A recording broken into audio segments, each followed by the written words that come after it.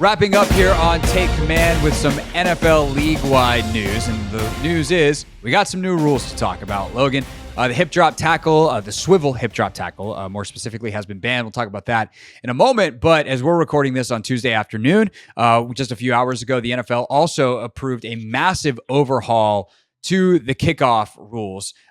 Here, I'm just going to, Logan, I apologize to you and the audience, but I'm just going to read from the ESPN.com story here to try to give people the full scope of things. So for the people that complain that I talk too much, I'm sorry that I'm about to read a bunch.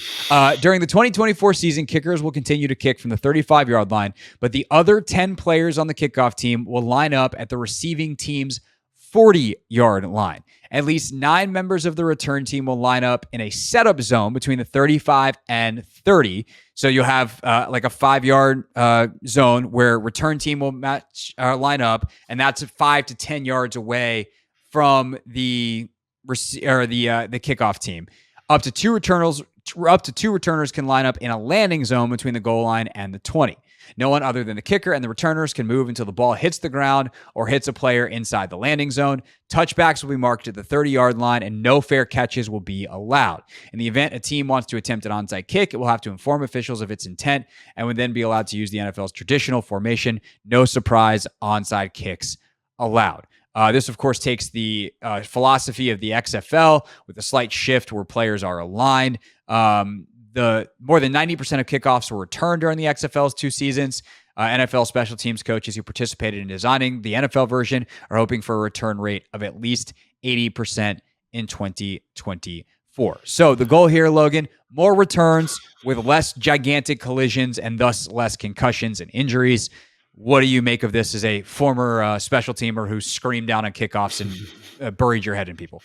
Yeah, I mean, people don't realize, maybe you do. Kickoff's scary, dude. Like, I used to be back like when the 4-man wedge was there, and that was a very, very physical play. And I think the steps the NFL has taken to ensure player safety and limit player injury, I think, are the right steps. And I think I was getting kind of frustrated watching games on Sunday and not getting the excitement of a return. Like, that was kind of starting to bother me. It's like, why is this play even here? So I do think that this is kind of it's a change. I know change is hard for people to understand. I know, like, traditional football purists are like, they're neutering the game or whatever's happening. And I understand that, but I also care about, these guys being able to live long and healthy lives post their NFL careers. And I think this is a step in that direction. And I do think, I did the radio play-by-play for the XFL with Grant Paulson when that was a thing. And for the Defenders, this was in 2020. And the thing that really stuck out to me is it did make the play more exciting. You did get more returns. You did get to see people making teams because of their return ability, right? It wasn't just a throwaway thing. Now, in the NFL, you need a punt returner. Kick returner is a throwaway. This has changed that. I think this changes that dynamic for the better. I think this makes that back half of the roster more relevant because they actually have to cover kicks now. And I think all of those things are important, right? Player safety, encouraging that middle class of special teams player on the roster, giving a guy an opportunity who is a return specialist to make the roster. So I do think there's value here. It's going to look different. It's going to be different. It's going to take some time to make sure that it works effectively. But if they do get that 80% return rate, like, I am all for it. I'm 100% for this. And it's something that I think will help make the game on Sunday a little bit more exciting and make this play more relevant again. For sure. And to be clear, they are now marking touchbacks on kickoffs at the 30. So that is going to encourage teams not to just kick the ball through the end zone, because giving the ball at the 30 to the other team is not exactly ideal compared to the 20 where it used to be. So I think that I agree with you. I would love to see them go full. I don't think this was the rule in the XFL in terms of onside kicks. No onside kicks. I'd love to see the 4th and 15, the 4th and 20, whatever you want to do. Super high risk, but you let the best players decide the game. Like, I would much rather see Patrick Mahomes on a 4th and 20 deciding a critical playoff game. Can he get that next possession versus an onside kick scramble situation that has nothing to do, like, it's a play we see 14 times a year. Yeah. It's just like that to me is not as football-y as quarterback lining up and playing offensive football. Yeah. So I think that is not making it into this revamp, but I do agree with you that one of the things the NFL has to figure out is, like, how do we keep the parts of the game that we like. Special teams is a huge deal beyond just kicking and like does the field goal go in or not, and getting this kickoff return back I think is great, and there's a huge trickle down effect on the middle of the roster like you said that I think the NFLPA is probably pretty happy about as well, not to mention the player safety concerns being alleviated. Yeah. And again, like that, like why it's still hard. It's still challenging. You're still essentially doing the same technique, but like I'm telling you, man, like that, like being a frontline kickoff guy was a brutal thing. Being a backline kickoff guy was a brutal thing. And so as much as like that was a nice way to kind of be like, hey, I'm, making the NFL because I'm a true tough guy. I think these guys are also tough. I don't think it diminishes that in any way. I think it values space players a little bit more, but that's the way the game's going anyway. You know what I mean? Like you don't need those big bruising fullbacks back in the wedge anymore because that's not a thing. So get good space players, get good athletes. Like that's what you want for your DBs, your linebackers, your safeties. Let them fill that role. Let those guys, again, give them an opportunity to develop. Like that special teams player is like, it's like a farm system for the NFL. And so as that had started to erode from the NFL and the things that were going on in terms of kickoff coverage, that developmental element was also starting to leave. So I'm again, is it perfect? No, I do think that 4th and 15 thing would have been awesome, but is it perfect? No, but in terms of a direction that's going that makes the play relevant again, allows special teams coaches to do their job, I think this is a good step in that direction. And can they tweak it? Yes, and I understand it's different than what people are used to, but there's a lot of big changes that have made the game better, and I think this is one of them. For sure. And that was the last point I was going to bring up quickly is I'm excited for special teams coaches. Like you got a couple months here to get in the lab and figure out how you want to return kicks. Like how many players do you want in back at the 30? How many do you want at the 35? How do you want if you're the kicking team, how do you want to attack whatever formation you're going to see? So like there's a lot of innovation that has to happen now. And certainly they'll watch some old XFL tape, but you got special teams coaches now. They got to figure out some new stuff of how to return and cover kickoffs. That's going to be really fun. Of course, the big news that really blew up earlier in the week was the banning of the hip drop tackle, specifically as they're calling it, the swivel hip drop tackle. So this is when a defensive player wraps up an offensive player around the hip, pulls them kind of around down to the ground, and specifically lands on their legs. I have a very unpopular opinion, Logan, here, which is that I am really happy that they did this. I know this is really hard for defensive players, and I do think that there probably should be some discussions on how to make defensive players' lives easier, because it seems like all they do is make it harder. But at the end of the day, the player safety risk outweighs the difficulty thing here. And when you watch a guy like Mark Andrews lose a ton of a season, Kenyon Drake, I saw the former Dolphins running back talking about how one of these tackles cost him a lot back in 2021, not to mention the physical pain that it can put them in.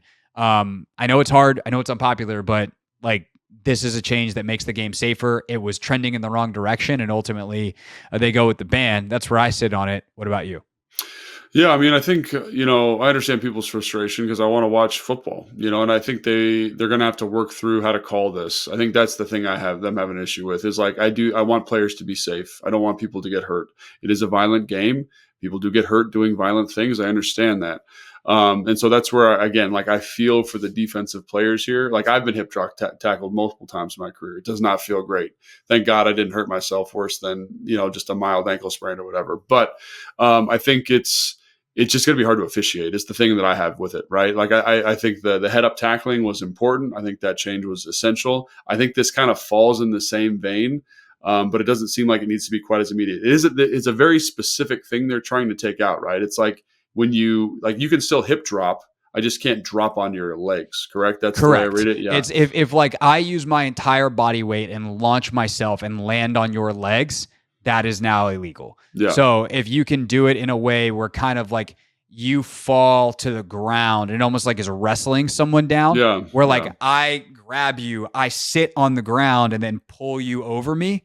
I think that is still fine and legal because at that point, like I'm on the ground, not on your legs. Yeah. It's when I like launch myself. And I think that's kind of a lot of the ways that if I'm a defensive coach, I would be thinking about teaching tackling these days is like, I need you to finish through the player because if you wrap up and go through the player, you're not at risk for basically anything except for if you spear a quarterback.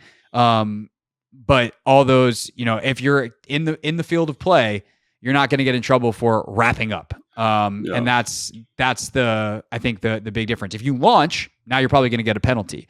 But to your point, I think an important clarification that the league has put out here is they're not really going to push refs to call this. This is the kind of thing that's going to be legislated at the league level. If the refs see it and it's egregious, and obviously if a guy gets hurt, you might be a little bit more obvious in calling it. But generally speaking, they're going to tell the refs, like, use your discretion and use a lot of discretion. And if we review it and feel like a player broke the rules, we'll fine them, which is not going to feel good for the bank account, but you're not going to have a wishy-washy call affect a game on a Sunday in an ideal world of how this is going to be brought to the officials. Yeah, no, I think that'll be I think that's probably the best way you could handle it. Again, with the kind of this gray rule. And I think, I don't know, Will, our producer, if you could look up, I think rugby banned this tackle a couple of years ago. That is correct. And it hasn't really affected the play there at all. And I think, to your point, Craig, it's because of how they coach the tackle, right? It's like they coach through the player. They still coach the alligator roll, which is something that you're probably pretty familiar with. You just can't land on the player's legs. So the alligator roll is like when the head's behind, like the ball carrier's running, ahead of you, you put your hat behind instead of in front of the ball, you rip around, and I can still rip around. I just can't fall on your legs. And so I think all of those kind of traditional tackles that people are thinking of that are going to be banned, I don't think will be banned by this rule. It's just a very specific, I'm on your hips. It's usually when a player's getting dragged, instead of sitting on the ground, they intentionally do it. They jump on the back of your legs so you fall. And I think like that's by the rule, by the thing you just described, it should be very relatively clear and a very small percentage of total tackles, I would think. But again, like, I always get nervous when they legislate tackling because it is harder on the defender, but I don't, at least in my recollection, I don't think it comes up as often as people think. It's so bang bang that I do feel like it's something that the way they're going to officiate this at the league level, so to speak, is probably the correct way. I feel bad for defensive players. They're going to get fined, but at least you're subject to a review, and it's not like you do it. You get flagged, you cost your team the game, and then the league is like, sorry, we messed up. Like, if you get fined, it's because you did the thing. The Australian Rugby League did ban this tackle in 2023. And they still tackle just fine. So I think that's an important caveat. And to the numbers side of it, Logan, like you said, it's somewhat rare. These tackles happened 235 times in the NFL last season, which turns out to be about once per game. Every game? Wow, that's lower than so I that's thought, about that's about one per each individual game. So every single game that gets played, you probably have one of these tackles on average, and 15 times. So about once a week, you saw a player sustain a multi-week injury. So they leave the game and they miss at least one other game. So like, it's happening frequently enough that you have a major injury problem. And if you can get it out of the game, that's good. And by the way, those numbers were trending up. I mentioned that in passing earlier, but those numbers were getting worse year over year.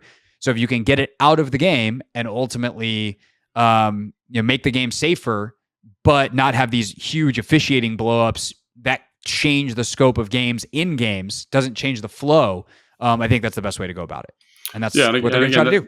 And that's a pretty low frequency. Honestly, like one a game, 1 in 70 plays, I don't think this will be this drastic effect. I know people are upset about it, and I understand why. And again, I'm a traditionalist. I don't like when they legislate tackling like this, but I understand the motivation by the league to kind of keep players safe. So I also think that there are things that they could do to make the game easier for defensive players. Yeah. And like some of the stuff that they have legislated out for competitive reasons to try to increase scoring, we can go back on that. Yeah, and some of it is every rule change is the NFL is making it harder for defensive players. So if we go, hey, this is non-negotiable because it's a player safety issue, what's the thing that we can go back on and give defensive players in return? And some of it's just like changing points of emphasis. Like if I'm going to bat down a pass and I accidentally brush the quarterback's helmet, we don't need a 15-yard personal foul penalty. Like, that's insane. Yeah. So I think there's things that the league can and should do to kind of give back to defensive players. But for a player safety reason, as the 230 tackles that it was last year was a 65% increase year over year, clearly stemming this before it gets out of hand and really, does more damage than it's already done, I think was the right move. Okay, that is our show for today. And one more pod this week as we continue to march towards the NFL draft. So we'll talk to you later in the week. Thanks for listening. See you on the radio. Until then, for Logan, I'm Craig here on Take Command. Thanks for watching this clip of Take Command, which has a brand new home. That's right. You can watch on YouTube at the Team 980. You can also listen to full episodes in the free Odyssey app, which is now enabled with Apple CarPlay. So we'll just, follow you around.